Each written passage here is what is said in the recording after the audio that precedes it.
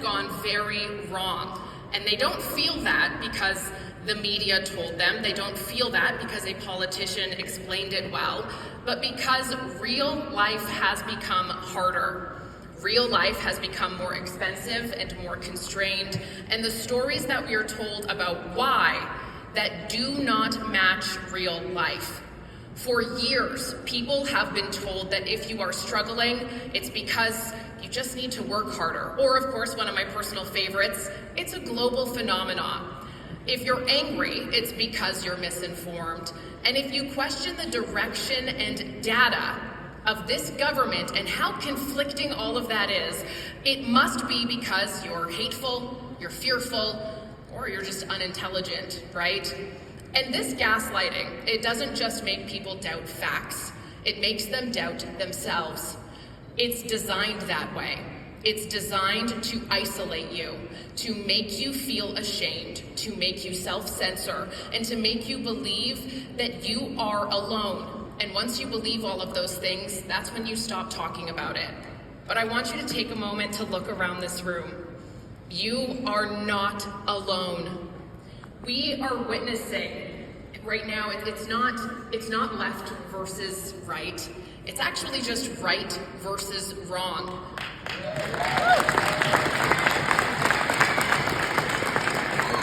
And that is something that the Conservative Party of Canada and Pierre Poilievre, under his leadership, they have been signaling. They've been ahead of the curve to this for so long.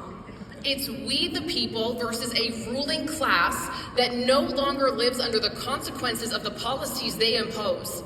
It's the technocrats and the credentialed elites versus every other person, each and every one of us expected to quietly absorb the cost. They speak in abstractions, but you live in reality. They talk about transitions, and you deal with the price tag and the consequences of their failure. But there is something that has become so incredibly clear. They are afraid. And they're not afraid of anger, certainly. They're not afraid of protests. In fact, those may actually work in their favor from time to time. And they're definitely not afraid of slogans, especially 3-word slogans, build, baby, build. Anybody?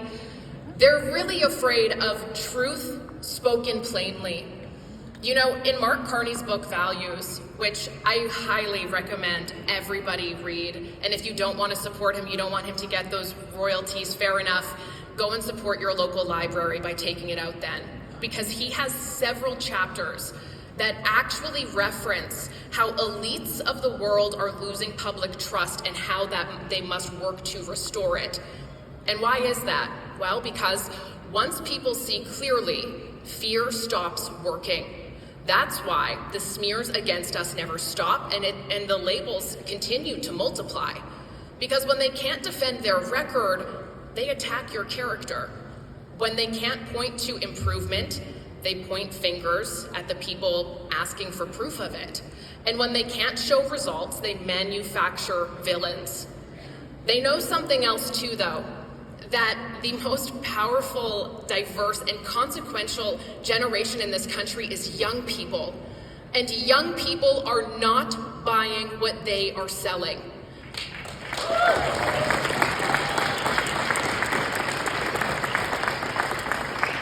And that's not because they're progressive or conservative. Actually, in some cases, they're not even political. But they are living in the reality of bad policy.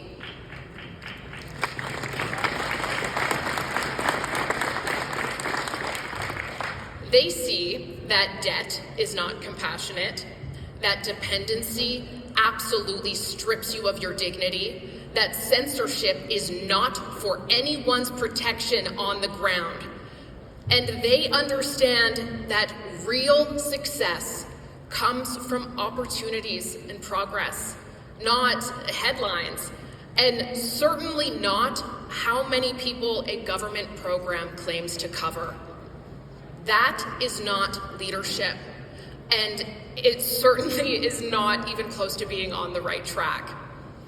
And the audacity for this Liberal government to tell us that we need to sacrifice more. It'll be worth it though, by 2030, they say. It's so funny how that just keeps getting pushed back, because I remember them saying that back in 2015. It's almost as though they don't realize that our young people have made the biggest sacrifices in decades in our country's history. Sacrificing home ownership, the chance to be employed in a career that you love, having children, affording your dream wedding. How many people grew up with that? You'd make your Pinterest boards of all these things you were so excited about for your future. And those are hard to achieve now. You're lucky if you achieve them.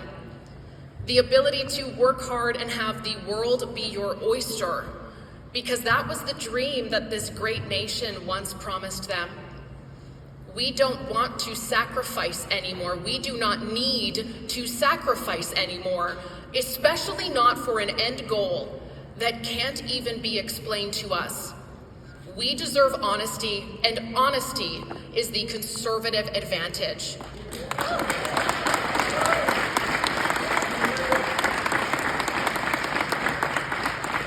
So when Pierre Poilievre says things like, "You don't have to live like this," hope is on the way, it hits people a little bit differently, as the truth often does. It resonates. It doesn't need to be explained with big words for you to understand, only to find yourself still not understanding and feeling really confused and kind of disjointed because the rhetoric does not match the reality. As I frequently joke, if you ever watch my content, if somebody has to explain to me why something makes sense, it's probably because it doesn't. Conservatives, we have been Team Canada, promising hope, prosperity, sovereignty way before it was trendy. In fact, we were then vilified for doing that, and now all of a sudden, it's funny how we have the exact same standpoint and we're still vilified today for those same principles. And what about this liberal government? It's pretty obvious, judging by the media headlines, or how almost every single press release posted on the Prime Minister's website starts off with dangerous, divided, uncertain world. They use fear, they use panic, and they manufacture vulnerability in order to justify more control. But a government whose policies make you more dependent on them no longer serves. It owns. And Canadians are tired of being treated like spectators in their own country.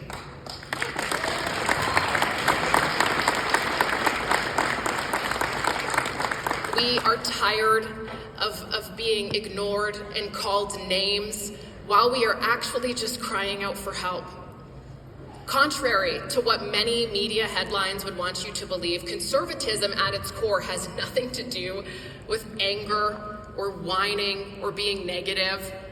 It's actually just about some simple things like responsibility, accountability, and conserving liberty.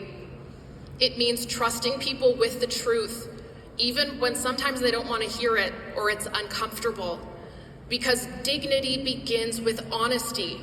And you cannot heal as an individual, a community, let alone as a nation, when you avoid reality and keep trying to mitigate the symptom to buy you some more time while continuously avoiding the cause.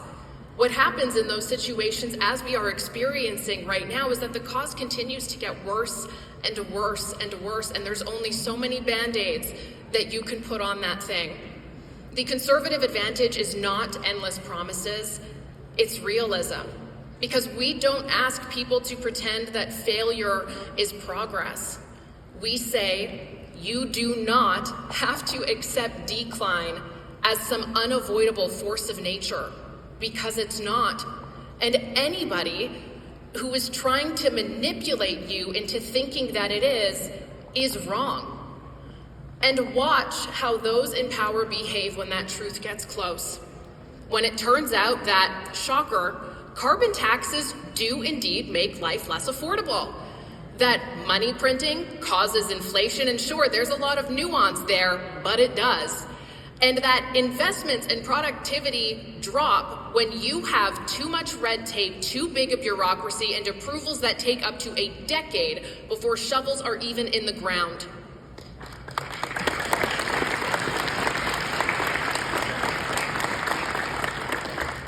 Notice in those moments what it is that becomes front page news and what quietly disappears.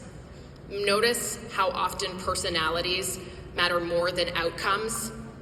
They don't ask, are people actually better off because of this? They ask, well, how was his tone?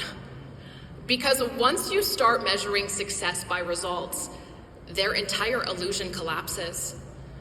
We've also been sold another lie, that compliance equals virtue, that doing what you're told automatically makes you a good person, and repeating approved lines absolves you from responsibility, that saying something enough times it must make it true.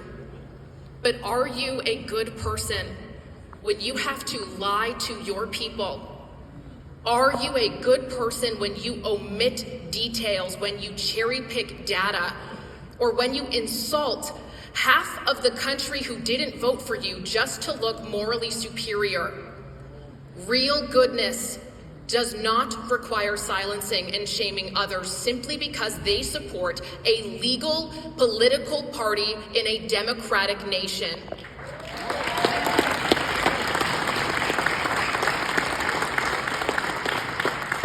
Real goodness doesn't require strategic absence of important details in order to be accepted. Truth does not need coercion. And many people in this room know this because they've lived it. I remember it when I was a kid, living in a time when debate was a productive tool to get to the best possible outcome for the most amount of people, when disagreement wasn't dehumanizing, when diversity included one of the most important diversities that is around, and it's one that they never seem to talk about: diversity of thought.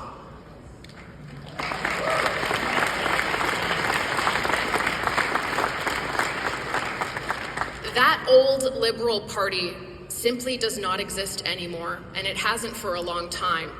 And if you doubt that, just listen to how they talk to you, asking you to celebrate another $9 billion in borrowed money for a GST rebate that doesn't solve a single affordability problem.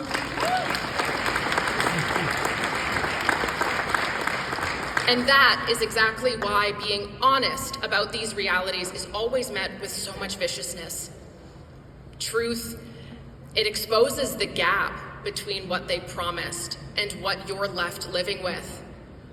And while I know that all of this is so frustrating to listen to and it feels like banging your head against the wall some days, I really do want to encourage you to be wise as a serpent and gentle as a dove. Be calm, be courageous, be steady, be kind, and be intentional. Know the data, know the facts, and be strategic in how you help those around you become more informed about the issues that truly matter, the ones that improve the quality of life for all of us. Because good policy should make life better, not decide who is better. That is the conservative advantage. Don't get distracted by the noise. Don't let the smears pull you off course, because they will omit details. If you've been following some of the stories over the last couple of days, I'm sure you've had a few moments like myself where you just want to break your TV, perhaps. They will use your emotions against you. And I really want you to remember this moment. Remember what it felt like to see through the fog. Remember what it felt like to stand shoulder to shoulder with people who refuse to be gaslit and refuse to accept less after paying more. Truth is on your side, and truth has endurance. And to leave you with one final thought, there is a very real battle happening right now. We see it every single time that we scroll comment sections on social media, every time we listen to certain pundits on the news. And every single time somebody starts calling you names and using ad hominem attacks when they can't back up their opinion with factual data, it's one that deliberately turns people against one another, one that makes good people doubt themselves, and quietly whispers, why bother? What's the point? Nothing is ever gonna change anyway, it doesn't matter. Have you ever once heard a liberal say the system is broken and I don't vote? But I bet you've heard conservatives say that. In fact, I bet some of you are in this room today. That feeling is not accidental. And you know, a dear friend of mine once asked me a very simple question. If an institution is rotten, what do? Do you burn it down, or do you get involved and reform it from the inside? The answer is always the same. You get involved. Because hope is never lost. So long as people are willing to hold on to it, hope is the one thing that no politician can take from you.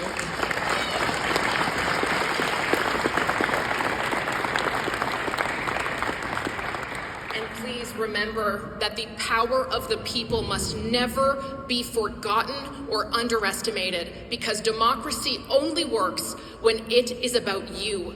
Not institutions, not elites, not narratives, you. And I know how frustrating it can be. I know that it can leave you to feel kind of hopeless sometimes. I feel that too. But I see you, and I hear you. And even if we have never met before, I love you, and I need you to keep going, because you are not alone. And you are not radicalized because your gut tells you something isn't right and you do some research on your own only to learn that your gut was onto something.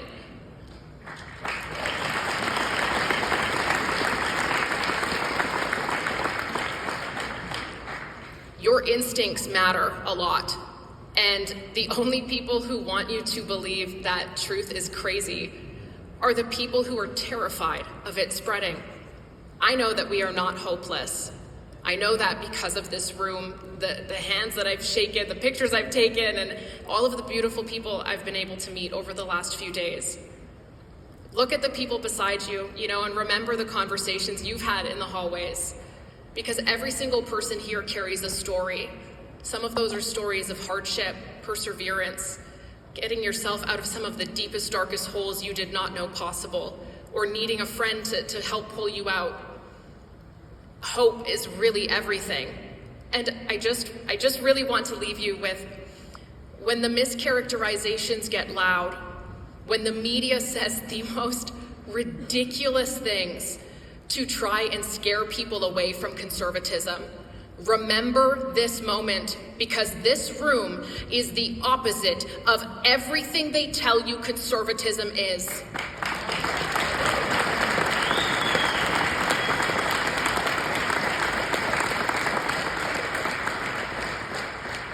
Let's keep our eyes on the bigger picture. The small disagreements, we can work through all of that later. Of course, there's lots of things to discuss and debate about, but right now, the biggest battle ahead of us is winning, and we truly only do that together.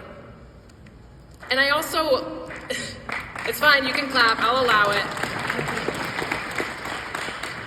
I also just wanted to say thank you as well from the bottom of my heart. I started my political journey really not that long ago, just a few years ago. And it's been so beautiful to be welcomed with open arms the way that I have, and to have so many young people, and young women in particular, who come up to me all the time. And I just encourage all of you to just be kind and learn, and to educate those around you in a way that they can understand, and to not resort to the same name calling that they're trying to smear you with. And to every single person who has ever doubted me or criticized me, dehumanized me, and done what they could to discredit me, thank you. Because thanks to you, I'm here.